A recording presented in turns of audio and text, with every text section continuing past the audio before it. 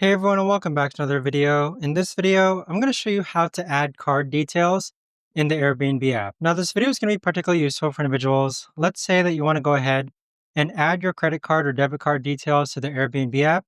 How do you actually go ahead about doing so? Now this video is going to be short, sweet, and simple, guys. There's not going to be a lot of steps involved.